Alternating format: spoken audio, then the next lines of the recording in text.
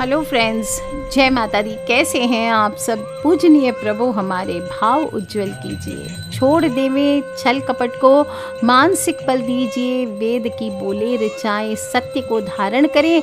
हर्ष में हो मग्न सारे, शोक सागर से तरें। अश्वमेध आदिक रचाएं, यज्ञ पर उपकार को। धर्म मर्यादा चलाकर लाभ दे संसार को। नित्य श्रद्धा भक्ति से यज्ञ हम करते रहें। रोग पीड़ित विश्व के संताप सब हरते रहें। भावना मिट जाए मन से पाप अत्याचार की। कामनाएं पूर्ण होवे यज्ञ से नर नारी की। लाभकारी हो हवन हर जीवधारी के लिए। वायु जल सर्वत्र हो शुभ गंध को धारण किए। स्वार्थ भाव मिटे हमारा प्रेम पथ विस्तार हो। इदम न मम का सार्थक प्रत्येक में व्यवहार हो। प्रेम रस में मग्न होकर वंदना हम कर रहे। नाथ करुणा रूप करुणा आपकी सब पर रहे। हे प्रभु, सब पर आपकी कृपा बनी रहे। इस भाव से हम सबको रोज नियमित रूप से पूजन करना चाहिए और हर शुभ कार्य से पहले भगवान की पूजा प्रार्थना अवश्य करनी चाहिए। उन्हें श्रृंगार भोग धूप दीप करना, दीपक जलाना, इन सब का बहुत महत्वपूर्ण हमारे शास्त्रों में बताया गया है।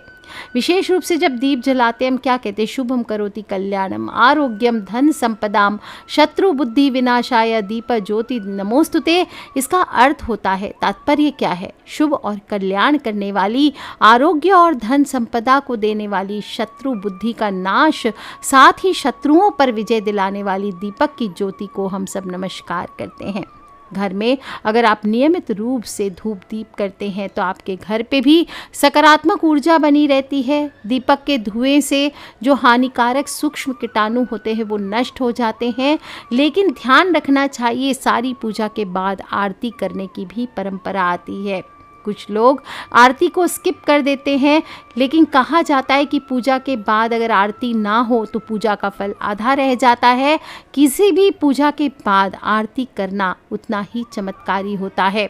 आरती का अर्थ क्या होता है? अर्तिका संस्कृत के शब्द से बना है, जिसका अर्थ है अरिष्ट, विपत्ति, आपत्ति, कष्ट, कलेश। भगवान की आरती को निराजन भी कहा जाता है, यानी किसी स्थान को विशेष रूप से प्रकाशित करना।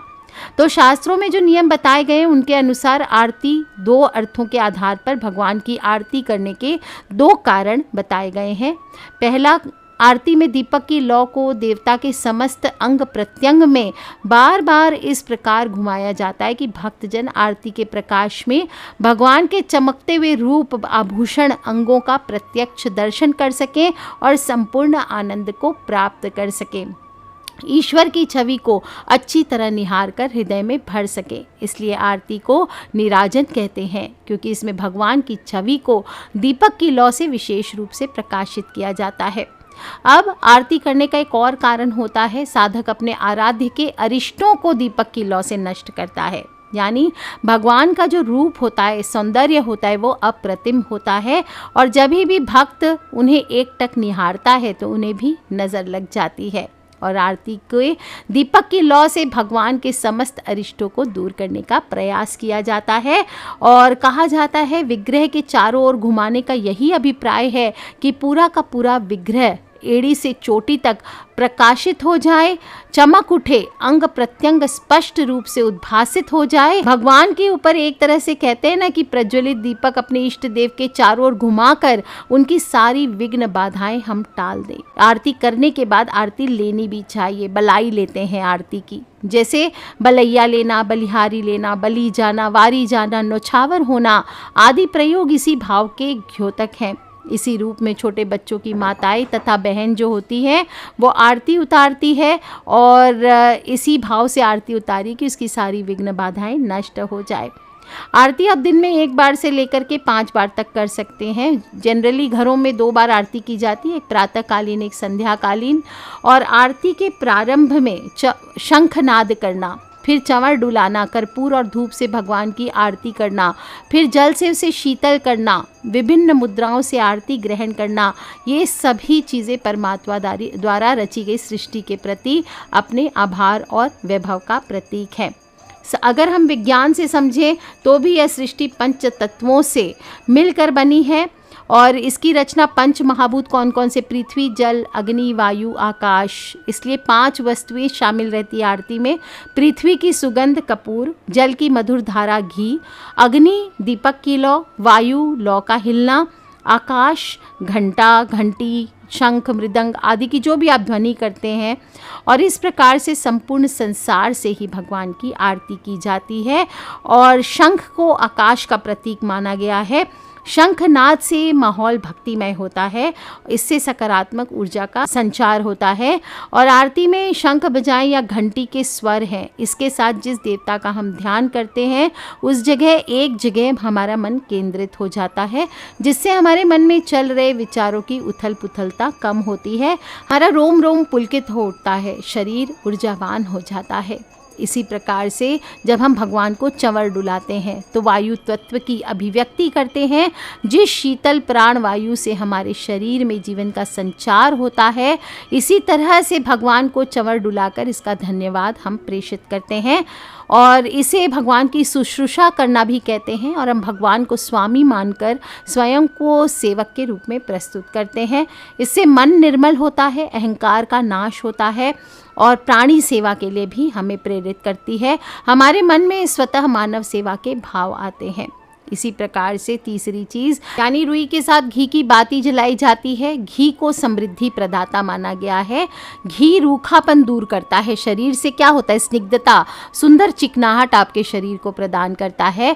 और भगवान को अर्पित किए गए इस घी के दीपक का मतलब यही है कि जितनी स्निग्धता इस घी में है उतनी ही स्निग्धता हमारे जीवन के सभी अच्छे कार्य बनते चले जाएं, किसी प्रकार की रुकावटों का सामना हमें ना करना पड़े। कपूर और धूप साक्षात अग्नि के स्वरूप हैं। अग्नि को पवित्रता, प्रकाश का प्रतीक माना गया है, साथ ही साथ संहार का भी प्रतीक है। हम अपने दुर्गुणों को जलाकर सद्गुणों से भगवान को भजते हैं। कर्पूर की महक तेजी से वायुमंडल में फैलती है और ब्रह्मांड में मौजूद जो सकारात्मक शक्तियाँ होती है, दैवीय शक्तियाँ होती है, उनको आकर्षित करती है। और आरती ही जब इन सब चीज़ों को मिलाकर की जाती है तो वो माध्यम है जिसके द्वारा हम दैवीय शक्ति को पूजन स्थल तक पहुंचाने का मार्ग प्राप्त कराते हैं। उनसे प्रार्थना करते हैं कि हमारा जीवन सदैव अंधेरे से प्रकाश की ओर बढ़े, हमारे दुर्गुणों, हमारे अहंकार का सदैव क्षरण हो, सद्भाव हो, सदाचार के पथ पर हमेशा हम आगे बढ़े, भगवान की कृपा रूपी रोशनी हमें मिलती रहे। आरती के 5 अंग भी कहे गए हैं। प्रथम दीपमाला के द्वारा, दूसरा जल युक्त शंख से, तीसरा धुले हुए वस्त्र से, आम और पीपल आदि के पत्तों से और 5वें साष्टांग दंडवत से आरती की जानी चाहिए। आमतौर पर 5 बत्तियों की आरती की जानी चाहिए जिसे पंच प्रदीप कहते हैं। इसके बाद कपूर से आरती की जाती है और आरती के लिए शुद्ध कपास यानी रुई की बनी हुई घी की बाती होनी चाहिए। तेल की बाती का उपयोग करने से बचना चाहिए। कपूर से कर सकते हैं। बत्तियों की संख्या आप 1, 9, 11, 21 भी रख सकते हैं।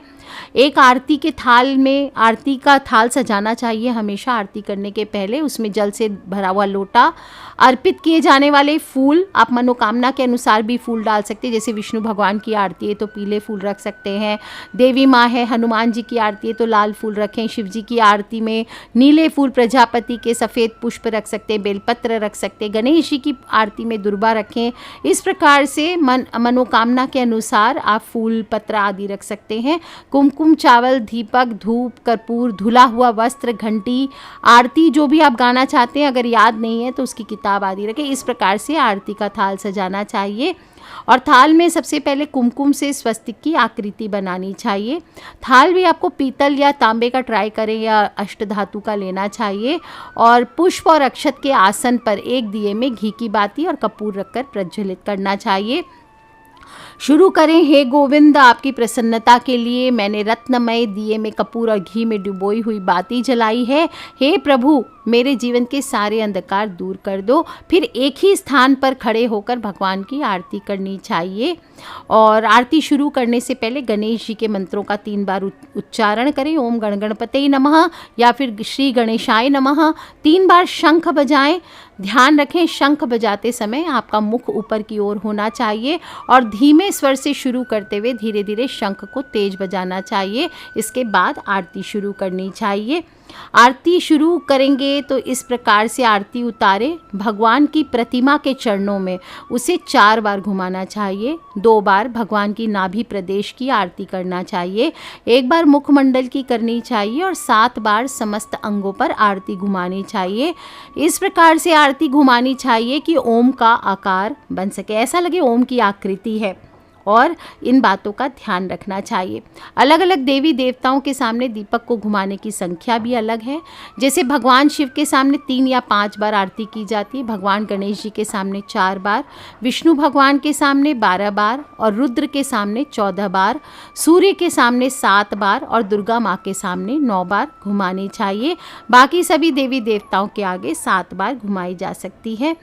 आरती को घड़ी के कांटा जैसे घूमता है इस दिशा में लयबद्ध तरीके से, यानी एक प्रॉपर तरीके से, ऐसे नहीं कि एक बार फास्ट घुमा दिया एक बार स्लो घुमा दिया, लयबद्ध तरीके से घुमाना चाहिए, बीच में रुकना नहीं चाहिए। घंटी बजा रहे हैं, ताली बजा रहे हैं, वो भी एक लय में बजाएं, झांझ हो, मजीरा हो, तबला, हारमोनियम, ये सब भी आप चाहें तो बजा सकते हैं। और आरती गाते हुए सुर और लय का ध्यान रखें, शब्दों का हेर फेर गलती ना करें, बीच में बातचीत ना करें, इधर उधर ना देखें, और जब भी आरती होती है आरती की लौ को देखते रहना चाहिए। जिस प्रकार आरती के दीपक की बाती ऊपर की ओर उठी रहती है, उसी प्रकार आरती देखने, करने और लेने से मनुष्य आध्यात्मिक दृष्टि से उच्चता को प्राप्त करता है।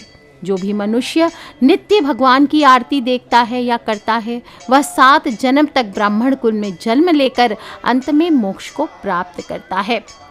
सभी देवी देवताओं के मंत्र अलग अलग है, लेकिन जब भी आरती पूर्ण होती है तो आपने अक्सर सुना होगा, कर्पूर गौरम करुणावतारम संसार सारम भुजगेंद्रहारम सदा वसंतम हृदयारविंदे भवम भवानी सहितम नमामि। इस मंत्र से शिव जी की स्तुति की जाती है। जो शिव पार्वती के साथ सदैव मेरे हृदय में निवास करते हैं उनको मेरा शत शत नमन है। जो कर्पूर जैसे गौर वर्ण वाले हैं, करुणा के अवतार हैं, संसार के सार हैं, भुजंगों का हार धारण करते हैं, वे भगवान शिव माता भवानी सहित मेरे हृदय में सदैव निवास करें और उन्हें मेरा नमन करते हैं। इस तरह से बोल करके शंख में जल लेकर भगवान के चारों ओर घुमाकर अपने ऊपर तथा भक्त जनों के ऊपर छिड़कना चाहिए। फिर मन से ठाकुर जी को साष्टांग प्रणाम करें। भगवान की आरती इस प्रकार से उतारने का विधान है। आरती के बाद कुछ पंक्तियां भी आपको बोलनी चाहिए। एक तो वक्रतुंड महाकाय सूर्य कोटि समप्रभ निर्विघ्नं कुरु मे देव सर्व कार्ये सर्वदा, इस प्रकार से बोलना चाहिए। और साथ ही साथ धर्म की जय हो, अधर्म का नाश हो, प्राणियों में सद्भावना हो, विश्व का कल्याण हो, इस प्रकार से बोलना चाहिए। पहली पंक्ति में धर्म का जयकारा है, धर्म की जय हो, कार्य के प्रति सत्य निष्ठा समर्पण के लिए है। दूसरे में अधर्म का नाश हो, अधर्म के नाश की बात ईर्ष्या द्वेष स्वार्थ से परे होने के लिए संकल्पित करती है। तीसरी पंक्ति में प्राणियों में सद्भावना हो, यानी तीसरी पंक्ति सद्भाव यानी मेल जोल और तालमेल से कार्य और जीवन को साधने का सूत्र है। कार्य क्षेत्र में जब हम देखें तो इसे टीम वर्क भी कह सकते हैं। और चौथी पंक्ति में विश्व के कल्याण की भावना है। धर्म भावों से सरोबार, ये केवल 4 बातें हमारे व्यवहारिक जीवन में आने वाली हर मुश्किल को दूर करती है। आरती संपूर्ण होने के बाद आरती अवश्य लेनी चाहिए। आरती लेने का अर्थ क्या होता है? जब हम दोनों हाथों से आरती लेते हैं उसमें 2 भाव होते हैं। पहला, जिस दीपक की लौ ने हमें अपने आराध्य नक्श के इतने सुंदर दर्शन कराए हैं उसके हम बलैया लेते हैं, सिर पर उसे धारण करते हैं। दूसरा, जिस दीपक की बाती ने भगवान के अरिष्ट हरे हैं, जलाए हैं, उसे हम अपने मस्तक पर धारण करते हैं। इस प्रकार भगवान की आरती संपन्न हो जाने के बाद भक्तों को आरती दी जानी चाहिए। और ध्यान रखना चाहिए आरती अपनी दाहिनी ओर से दी जानी चाहिए। आरती लेते समय भक्तों को दोनों हाथों को नीचे को उल्टा करके जोड़ना चाहिए और आरती पर से घुमाकर अपने माथे पर लगाना चाहिए। मान्यता है कि ईश्वरीय शक्ति इस ज्योत में समाई होती है। और आजकल वैदिक उपासना में मंत्र के साथ साथ उच्चारण भी किया जाता है और साथ साथ सुंदर सुंदर भावपूर्ण पद्म रचनाएं भी गाई जाती है। तो आप जो भी करते हैं, अगर आप कुछ भी ना करें तो भी सिर्फ आरती करते हैं पूजा करने के बाद, तो आपकी पूजा को पूर्णता प्राप्त होती है।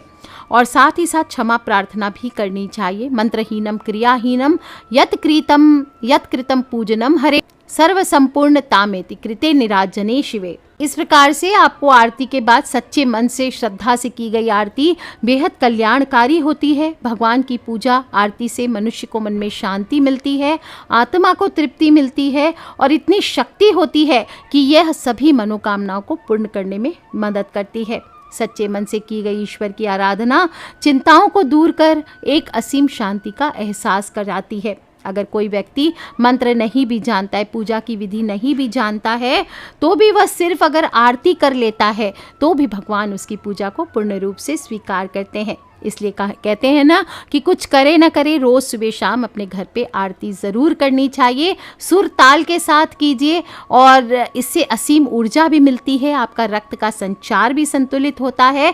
और जब रुई के साथ घी और कपूर की बाती जलाई जाती है तो एक अद्भुत सुगंध वातावरण में फैल जाती है, जिससे आपके घर के आसपास की नकारात्मक ऊर्जा नष्ट होती है और भाग जाती है नकारात्मक ऊर्जा, और वातावरण में सकारात्मक ऊर्जा का संचार होने लगता है। दोस्तों, बहुत ही सात्विक एक ट्रिक है, शॉर्टकट ट्रिक है। अक्सर आप लोग शॉर्टकट्स ढूंढते हैं पूजा पाठ भगवान को मनाने का, तो एक बहुत ही सात्विक ट्रिक है। इसे अपना कर देखिए लाइफ में। कुछ करे ना करे, रोज अपने घर पे एक बार भगवान की कम से कम संध्या आरती ज़रूर किया करें या सुबह किया करें, जिस भी वक्त कर सके। नहीं तो शयन आरती यानी रात्रि की आरती करें। दिन में 5 बार आरती की जा सकती है, आप कभी भी कीजिए और फिर देखिए दोस्तों कैसे आपको पूजा का पूर्ण फल प्राप्त होता है।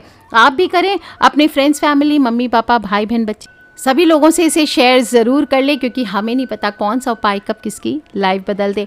Love you all friends, take care, जय माता दी, बम बम भोलेनाथ।